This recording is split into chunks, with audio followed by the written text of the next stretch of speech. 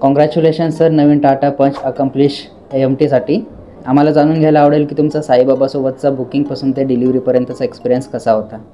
Okay, actually गाडी आम्ही बदलायचा विचार करत होतो. पूर्वी माझ्याकडे आल्टो होती आणि आता बदलायचा विचार करत होतो मी. तर 3-4 डीलर्सकडे मी ऑलरेडी ॲप्रोच पण झालो होतो.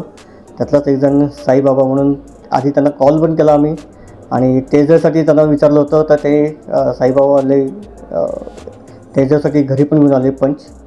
प्लस नंतरच्या वीकमध्ये आम्ही स्वतः इथं येऊन जरा जास्त एन्क्वायरी, गाडीची बद्दलची माहिती आणि बाकी एकंदरीत ऑप्शन जे काय आहेत म्हटलं एकदा चेक करू म्हणून साईबाबा शोरूमलासुद्धा आम्ही विजिट केली विथ फॅमिली.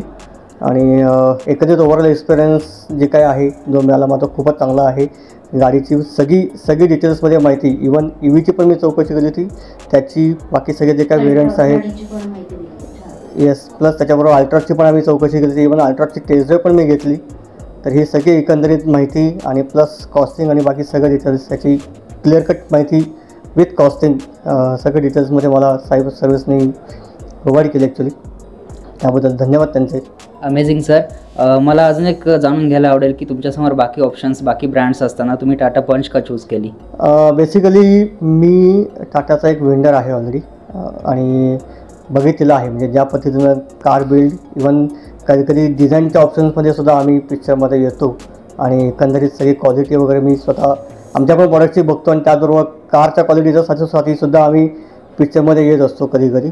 आणि हे सगळे जवळून बघायचा मला अनुभव, म्हणजे एक चांगला एक्सपिरियन्स मला मिळाला टाटा मोटर्सचा, मी वेंडर असल्यामुळे.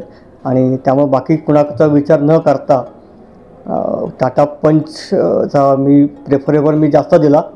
आणि टाटा पंच ही एक अशी गाडी आहे ना जी कम्फर्ट, लक्झरी आणि सेफ्टी हे सगळं देतं. बेसिकली मिडल क्लास फॅमिलीसाठी एक SUV ऑप्शनसाठी एक चांगला ऑप्शन जो आहे तर punch is a good option actually.